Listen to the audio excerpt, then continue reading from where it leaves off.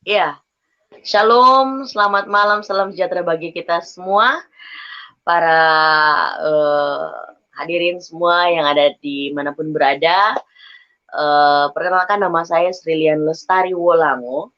Ya, Wolango itu saya ambil dari keluarga besar saya, dan Wolango itu masih keturunan kerajaan Gorontalo. Saya dulunya adalah seorang muslim yang menggunakan cadar yang pakainya sertut dari ujung rambut sampai ujung kaki. Dan saya adalah seorang anak yang benar-benar mau mencari tahu tentang bagaimana sih kehidupan Islam gitu ya. Jadi fanatik iya, karena memang pakaian saya. Kemudian saya pun belajar tentang ilmu-ilmu agama yang lainnya.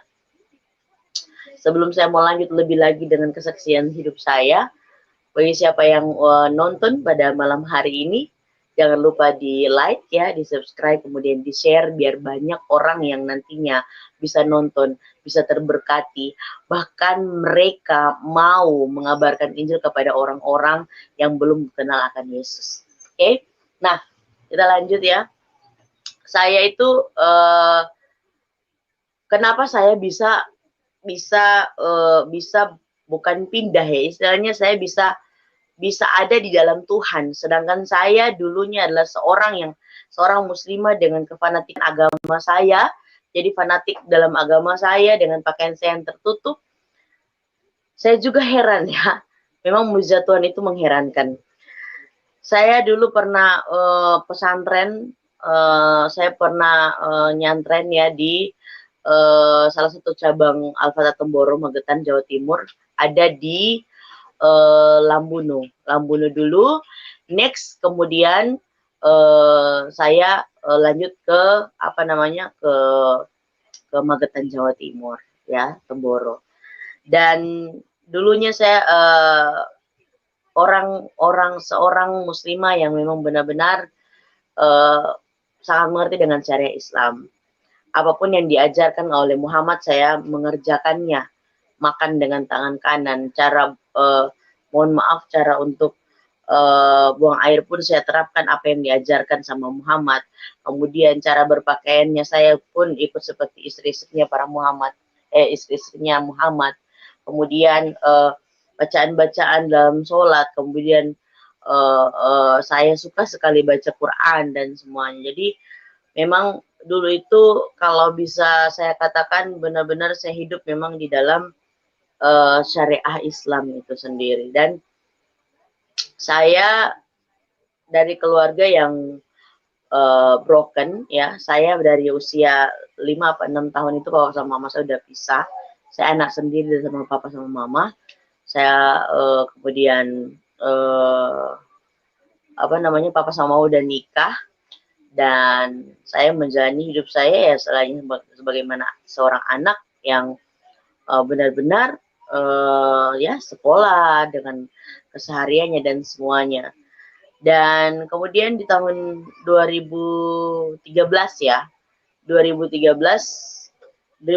itu saya mimpi didatengin sosok manusia dengan jubah putih, dan jubahnya itu bukan yang ada kancing-kancingnya ya, bukan, tetapi jubah yang memang dia utuh, dilingkarkan kemudian ditutup, ada tudungnya. Nah, datang meletakin cahaya di kepala saya, dan setelah bangun dari mimpi itu ada rasa adem, tenang gitu. Itu tahun 2013. Di 2013 itu waktu itu saya mau ke Surabaya. Saya nggak percaya dengan hal itu, kemudian saya lupakan. 2 minggu kemudian dia datang lagi, perjumpaan pribadi itu, dan ternyata cahaya itu diletakin di seluruh tubuh saya. Letakin di seluruh tubuh saya, kemudian bangunnya itu bercampur aduk perasaan saya. Ada kecewa, sakit hati, sukacita, bahagia, dan semua perasaan itu campur aduk di saya. Saya pikir ini apa gitu kan. Saya sampai nangis dan semuanya, ini apa sih sebenarnya. Jadi ketika saya berangkat ke Surabaya itu saya melupakan hal itu. Saya lanjut untuk mondok di sana. Ternyata ketika saya balik dari sana, saya masih mampir dulu di rumahnya mama di Palu, ke Gorontalo. Tiba-tiba 2016 itu datang lagi, tapi ya itu dengan sosok yang sama yang memang benar-benar satu minggu itu 4 sampai 5 kali menampakkan diri. Saya pikir itu mengganggu saya. Seminggu itu sudah 4 sampai 5 kali. Saya pikir, oh ini udah nggak wajar nih ya. Kalau kita sih mungkin bilang, oh itu malaikat ya. Tapi kok malaikat datang-datang terus gitu ya, ngapain gitu ya. Nah akhirnya saya penasaran, tiba-tiba ya waktu itu saya lagi ngurusin ini ya, tahun 2014 saya udah nggak pakai cadar ya. Saya udah lepas cadar ya, 2014 balik dari Munuk itu saya udah nggak pakai cadar karena waktu itu saya sudah bergelut di bisnis, jadi saya sudah nggak bercadar waktu itu. Dari setelah berjumpa pribadi dengan Tuhan 2013, kemudian 2014 saya tidak bercadar lagi karena saya lagi berbisnis. Nah 2016 itu berjumpa lagi dengan Tuhan Yesus ya. Nah ketika saya waktu itu lagi ngurusin reuni, saya pergi ke teman saya yang Kristen. Nah yang Kristen itu waktu itu dia teman SMP saya. Di rumahnya itu ada gambar Tuhan Yesus. Saya bilang, loh itu siapa ya gitu kan. Saya bilang, itu siapa ya, kok mirip banget dengan apa yang saya mimpi gitu ya, yang ada dalam mimpi saya itu siapa ya. Tapi wajahnya bukan itu, waktu itu nggak ada kelihatan wajah ya, karena saking besar cahaya yang dorong waktu itu, yang dorong beliau di belakang waktu itu dengan hembusan angin itu. Saya bilang itu kok sama banget gitu, tapi bukan itu wajahnya gitu loh. Nah, yang teman saya ini jawab, oh itu Tuhan kita, itu gambar Tuhan Yesus. Waktu itu saya ngelecehin loh, saya bilang begini, kalau misalnya itu Tuhan kalian kok bisa digambar ya? Tuhan kita nggak bisa loh. Saya bilang begitu. Kok Tuhan kalian bisa digambar ya? Kalau Tuhan kita nggak bisa digambar. Saya waktu itu ngelecehin seperti itu. Kok Tuhan bisa digambar sih? Kayaknya karena mungkin dia penuh kasih dan semuanya, jadi dia cuek untuk hal itu. Kemudian setelah saya bertanya di teman saya ini, tiba-tiba ya dia ngajak saya ke satu tempat tinggal dari pemimpin organisasi gereja. Nah, setelah itu saya ternyata di situ cuman diberikan satu Alkitab kecil. Nah, Alkitab kecil yang ada yang Mazmur Amsal itu, perjanjian baru yang Mazmur Amsal itu. Dan menurut saya nggak butuh ini. Saya mau tahu sosok yang saya jumpai dalam mimpi itu siapa, gitu loh. Saya mau cari tahu yang itu. Saya nggak mau ini buku apa. Saya nggak tahu soal buku Alkitab kecil ini. Saya nggak tahu, gitu loh. Ternyata saya diusir di tempat itu. Bukan diusir sih, cuman karena memang jangan sampai saya ketahuan keluarga. Karena jujur keluarga saya sana keluarga besar dan sangat berpengaruh di sana. Jadi jangan sampai ketahuan saya ada di tempat itu, maka saya cepat-cepat dikeluarin dari tempat itu. Jadi saya pikir, oke, saya harus keluar dari situ. Perlahan-lahan saya baca, tapi kepenasaran saya itu nggak berhenti sampai di situ. Sampai akhirnya saya temui tante ya, waktu itu pendeta. Nah, pendeta ini iparnya tante saya, tante Nining, adiknya mama. Saya cerita. Nah, ketika saya cerita, dia bilang, benar nih, yang kamu omongin ini benar. Saya bilang, iya benar. Ya udah, kamu telepon aja tante kamu aja dulu, karena saya pun nggak bisa ambil alih, nggak bisa cerita banyak dan semuanya gitu kan. Akhirnya saya telepon tante saya, diajaklah sama tante saya, dan tante saya pun nggak mau ambil alih gitu loh masalah ini gitu kan. Hanya dibawalah saya di pendeta teman kenalannya tante, dan di situ dia jelaskan dan semuanya. Saya pikir oh iya, oke, dan semuanya dia jelaskan, oke, saya sudah mengerti. Jadi dia bilang kalau kamu mau ngilangin penasarannya kamu, cobalah kamu ikut dia, penuhi panggilannya dan semuanya. Jadi saya bilang oke lah. Dia jelaskan soal baptis dan semuanya, dan saya pikir oke, saya siap dibaptis tanpa pengetahuan keluarga saya. Waktu itu bapak saya ada di Toli-Toli. Tanpa pengetahuan keluarga saya. Jadi saya ikut. Bayangin saya dari rumah pakai hijab, tengah jalan saya buka untuk masuk gereja. Nah, benar-benar nggak ada yang ngajak saya, ya. Semuanya real karena memang saya penasaran dengan mimpi saya dan memang benar-benar saya mau cari tahu ini sosok siapa gitu.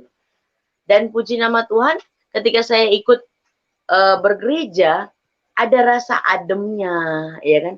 Ada rasa tenangnya. Saya waktu itu nangis, gitu ya. Cuman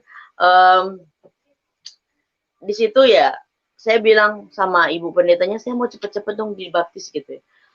Ya memang kalau mau itu kamu harus tulis surat pernyataan dulu. Lah saya pikir surat pernyataan apa? Ya harus kamu tulis kalau memang benar-benar kamu itu nggak diajak siapapun. Oke, saya tulis dan saya tanda tangan di atas materai. Akhirnya saya dibaptis dan kepenasaranan saya itu saya pikir hilang setelah dibaptis. Tetapi ternyata makin tambah lagi di mana saya harus mencari tahu bahwa benar-benar ini sosok yang memang benar-benar menyejukkan hati saya. Dan akhirnya saya diarahkan untuk pergi ke Manado untuk cobalah kamu ibadah di salah satu gereja. Siapa tahu kamu suka dan semuanya. Saya pikir oke, saya pergi ke Manado dan saya ibadah di dalamnya dan puji nama Tuhan lega saya bisa lepaskan semuanya karena nggak ada keluarga saya ya. Dan semuanya saya bisa lepaskan dan semuanya saya bilang oh tuh Tuhan terima kasih. Bahkan saya waktu itu masih kaku mau panggil Tuhan Yesus. Tapi di situ saya bilang Tuhan terima kasih betapa bebasnya hati ini. Dan ketika saya balik dari sana dengan apa ya? Karena saya begitu senang, begitu gembiranya. Saya ingin mengekspresikan kebahagiaan saya ketika ikut Tuhan. Saya diajak teman-teman untuk menghias gereja. Waktu itu 2016 tahun bulan November atau Oktober ya. Itu saya diajak sama teman-teman pemuda untuk hiasin apa namanya pohon Natal dan saya ternyata ikut ya. Saya ikut hiasin. Waktu itu the first time saya pray buat teman-teman. Saya doa di situ. Dan memang mereka tuntut saya untuk berdoa. Saya bilang, saya tidak bisa berdoa. Terus di situ teman saya bilang begini, diajarkan. Kamu tahu, doanya kamu yang dulu dengan sekarang itu berbeda. Kalau dulu kamu harus mungkin ambil cuci basuh tangan dulu. Kemudian kamu harus pakai pakaian tertutup dulu, kamu duduk. Kemudian kamu berdoa. Kalau sekarang tidak.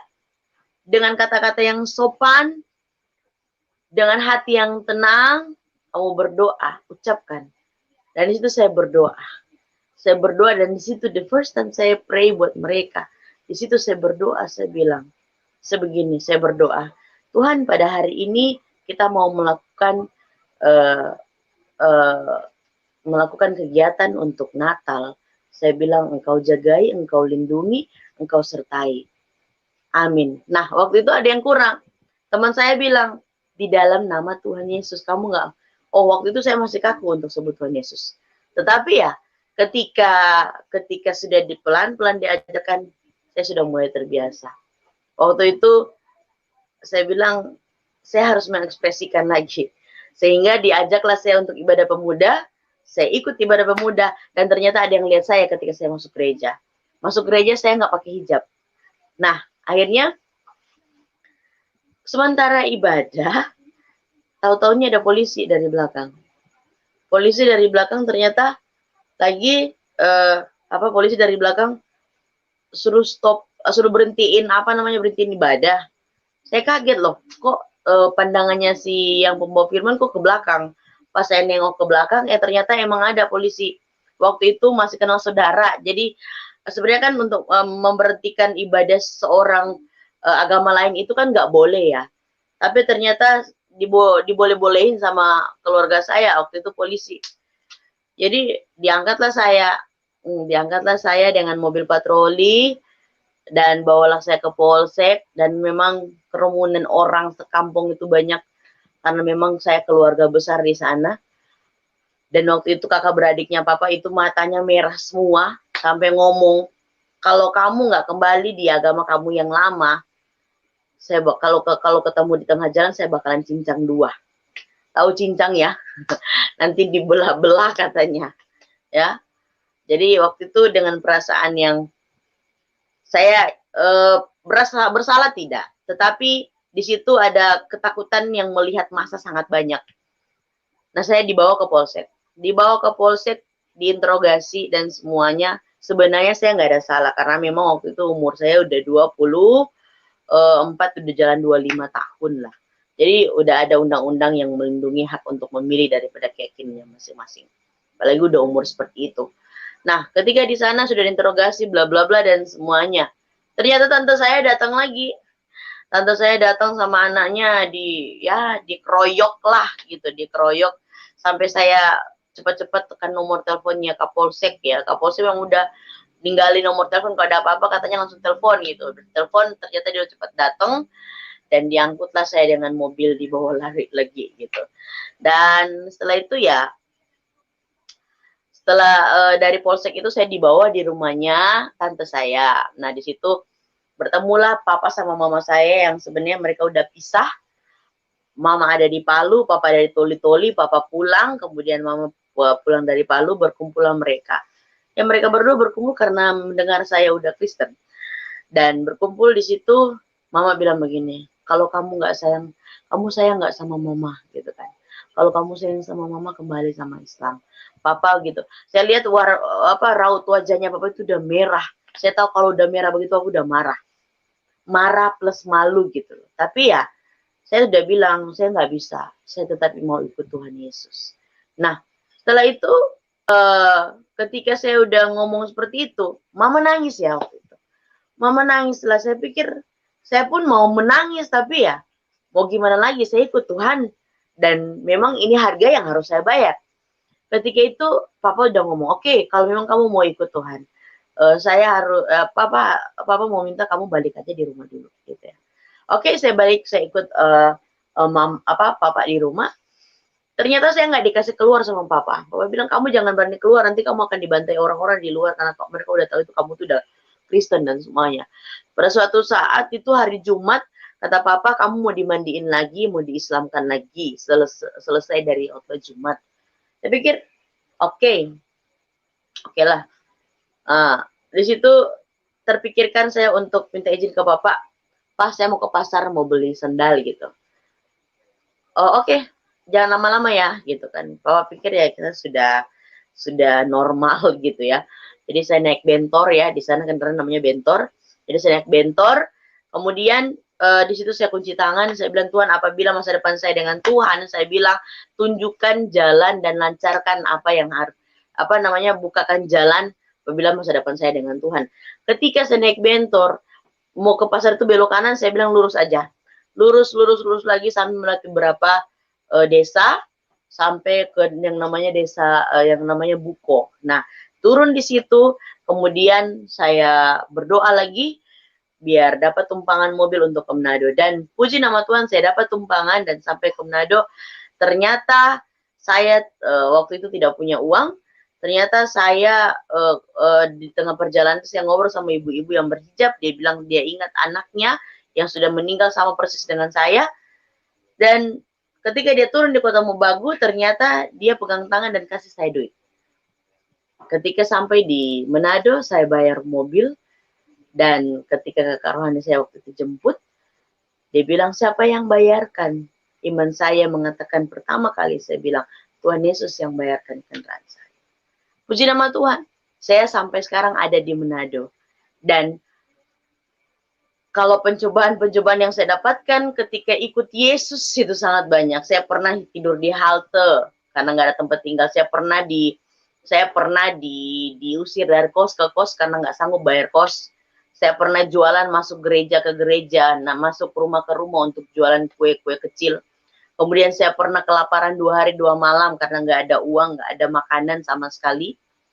Dan memang benar-benar banyak yang saya rasakan, tetapi dari sekian banyak yang saya rasakan, banyak pelajaran yang Tuhan udah beritahu bahwa hidup ikut Tuhan itu bukan enak-enak, ngeri-ngeri sedap gitu loh, ikut Tuhan. Dan puji nama Tuhan, sekarang saya istilahnya kerohanian saya lebih menebal lagi. Saya lebih kuat lagi, ditambah ketika saya pelajari lagi kitab saya yang lama, ternyata banyak menyebutkan tentang keutamaan Isa Al-Masih, menyatakan bahwa dia itu adalah Tuhan. Salah satunya itu ada di dalam surah Maryam, surat ke-19 ayat 21. Ya. Di sini saya mau bacakan, dan ini mau membuktikan juga kalau memang benar-benar saya dari muslim. Bukan yang namanya Islam murtadin odong-odong, atau yang dikata-katain yang misalnya, oh dia itu Islam yang memang nggak ngerti syariat Islam, makanya dia ikut Yesus dan ikut ini dan semuanya cuman gara-gara ini. Nggak ada, kalau misalnya ada yang bilang, oh dia itu murtadin odong-odong dan semuanya, saya mau meluruskan di sini bahwa benar-benar saya ini dari Islam dan saya mengerti syariat Islam. Jadi bukan berarti saya cuman ikut, misalnya saya punya pacar Kristen, saya ikut Kristen, atau mungkin saya ditawarin harta banyak di Kristen kemudian saya ikut. Tidak, ya. Karena memang saya paham betul karena perjumpaan pribadi dengan Tuhan, karena Tuhan sendiri yang pilih saya, bukan karena saya yang memilih Tuhan. Nah, dalam surah Maryam, surat ke-19 ini, di sini yang ayat 21 ya, yang ayat 21. Di sini sebenarnya Maryam kan menolak ketika diberikan Isa Al-Masih di dalam kandungannya. Ya, di dalam kandungannya. Ditolak gitu loh. Tetapi di sini dia berkata, di ayat yang 21, Jibril berkata begini. Qala kadzalika qala rabbuki huwa alayya hayyin wa linaj'alahu ayatan lin-nasi wa rahmatan minna wa kana amrun maqdiyah. Jadi dia bilang bagi Jibril, berkata demikianlah Tuhan berfirman, hal itu adalah mudah bagiku dan agar dapat kami menjadikannya suatu tanda bagi manusia dan sebagai rahmat dari kami, dan hal itu adalah suatu perkara yang sudah diputuskan. Saya penasaran dengan ayat ini. Sebelumnya gini, di dalam satu hadis itu pernah dibilang begini, barang siapa yang meninggalkan dengan sengaja satu sholat wajib, maka akan mendapatkan siksa, satu hukum, 28, akan mendapatkan siksa dalam neraka. Nah, kemudian saya bandingkan lagi dengan hadis yang lain, yang mengatakan barang siapa yang menghafal 100 kurang 1 Asmaul Husna, maka dia wajib masuk surga. Saya pikir begini, menghafal sama melakukan sholat itu kewajiban. Menghafal juga itu wajib ya. Nah, paling ringan ini menghafal. Kok saya harus melakukan yang berat? Sedangkan menghafal saja dia bilang, barang siapa dapat menghafal 100 kurang 1 Asmaul Husna, masuk surga. Saya pikir saya lebih memilih menghafal. Tapi ada hadis satu lagi yang mengatakan begini, tidak ada satu amal seorang pun yang bisa membawa kamu ke dalam surga, sekalipun itu aku. Ini kata Muhammad, ya, kecuali rahmat Allah. Nah, rahmat ini yang disebutkan dalam Quran, dalam surat Maryam, yang dikatakan bahwa hal itu adalah mudah bagiku dan agar dapat kami menjadikannya suatu tanda bagi manusia dan sebagai rahmat. Berarti Isa Al-Masih adalah rahmat yang kita pakai untuk menjadi saluran kita sampai ke surga. Ini yang dimaksud daripada hadisnya Muhammad ini. Ternyata saya baru mengerti, tidak ada amal siapapun yang bisa membawa kita, amal apapun yang bisa membawa kita ke dalam surga kecuali rahmat Allah. Nah, dalam Quran ini, dalam surat Maryam ayat 19 ini ternyata disebutkan rahmat itu sendiri adalah Isa Al-Masih. Dan saya menjadi pengikut Isa Al-Masih. Tidak ada yang salah dengan iman saya. Saya mengatakan bahwa dia adalah Tuhan. Karena dialah yang awal, dia yang akhir, dialah Alfa Omega. Kemudian lagi ayat yang membenarkan lagi tentang sifatnya Isa Al-Masih yang sama persis dengan sifatnya Bapa. Sifatnya Allah sendiri. Ada dalam surat Al-Imran ayat 45 dan 46. Ya. Ini. 45. Oke. Bentar ya. Ini yang membuat saya lebih kuat lagi mengikut Tuhan Yesus. Nah, ini satu ayat yang mengatakan cuman dia sendiri yang mendapat gelar Al-Masih, ya, yang mendapat gelar Al-Masih. Hai Maryam, ini dia bilang begini.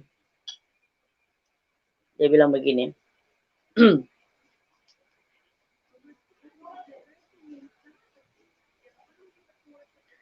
Dia bilang begini ya. Idz qalatil malaikatu ya Maryamu innallaha yubashshiruki bi kalimatin minhus muhul Masihu Isa bin Maryama wajihan fid dunya wal akhirati wa minnal muqarrabin.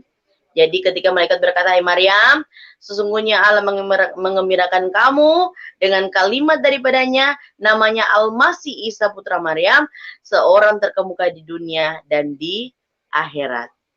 Ya, dan termasuk orang-orang yang didekatkan. Jadi dia yang terkemuka di dunia dan juga di akhirat. Jadi cuma dia satu-satunya jalan yang bisa membawa kita kepada surga. Jadi saya pikir saya nggak salah, gitu, ya kan? Dan ini memperkuat iman saya, ya. Kemudian ada lagi, ya, di dalam surat Al-Maidah, ya, Al-Maidah ayat 110, ya. Ayat 110. Oke. Ini ya. Banyak sekali yang Isa atau yang Tuhan Yesus lakukan yang benar-benar sebenarnya banyak yang tidak tahu, ya. Hai Isa putra Maryam, ingatlah nikmat kepadamu dan kepada ibumu di waktu aku menguatkan kamu dengan Ruhul Kudus, ya. Jadi Isa Al-Masih, Tuhan Yesus dikuatkan dengan Ruhul Kudus, ya, Ruhul Kudus. Jadi kamu dapat berbicara dengan manusia di waktu masih dalam buayan, ya. Kamu dapat berbicara dengan manusia di waktu masih dalam buayan dan sesudah dewasa. Dan di waktu aku mengajar kamu menulis hikmat Taurat dan Injil, ya. Dan di waktu kamu membentuk dari tanah, ya, yang berupa burung dengan izinku, kemudian kamu meniup kepalanya lalu bentuk itu menjadi burung. Ini seperti sifatnya Bapa, ya. Kemudian lalu bentuk itu menjadi burung, dan di waktu kamu menyembuhkan orang yang buta sejak dalam kandungan ibu dan orang yang berpenyakit sopak dengan sejuta, dan di waktu kamu mengeluarkan orang mati dari kubur, di waktu aku menghalangi Bani Israel, dikala kamu mengemukakan kepada mereka keterangan-keterangan yang nyata, lalu orang-orang kafir di antara mereka berkata, ini tidak lain melainkan sihir yang nyata. Ya, orang kafir mengatakan itu sihir. Orang kafir mengatakan itu sihir. Padahal ini benar-benar terjadi. Ya. Kemudian ada lagi dalam Al-Imran ayat 49. Ya. Al-Imran ayat 49. Saya lebih kuat lagi dengan ini, ya. Oke. Oh, Al-Imran ayat 49 ini sama lagi dengan yang saya sudah bacakan tadi. Di mana dia memiliki sifat yang sama dengan Allah Bapa. Di mana anak ini memiliki sifat yang sama dengan Bapa. Bukan berarti ya, di sini saya mau meluruskan, oh, Tuhan itu beranak. Ya, Tuhan itu beranak. Tidak. Coba pikirkan dengan logika, anak kunci beranak kah? Anak tangga beranak kah? Tidak. Ya kan? Jadi saya tidak mau ambil yang namanya mau diskusi apa Allah itu beranak dan tidak. Saya cuma mau katakan, Tuhan saya kudus. Tuhan saya bukan Tuhan yang untuk diperdebatkan. Ya, oke. Di sini dia bilang begini ya, sesungguhnya aku telah datang kepadamu dengan membawa suatu tanda dari Tuhan, yaitu aku membuat untuk kamu dari tanah berbentuk burung, kemudian aku meniupnya, maka ia menjadi seekor burung dengan sejin al, dan aku menyembuhkan orang yang buta sejak dari lahirnya, dan orang yang berpenyakit sopak, dan aku menghidupkan orang mati. Ya, ini dia sendiri, Quran sendiri yang mengatakan. Jadi ketika saya baca firman Tuhan, Matius, ya, kemudian saya baca sampai dengan Yohanes, saya baca, saya bilang, luar biasa Tuhan Yesus itu. Tuhan Yesus itu dahsyat.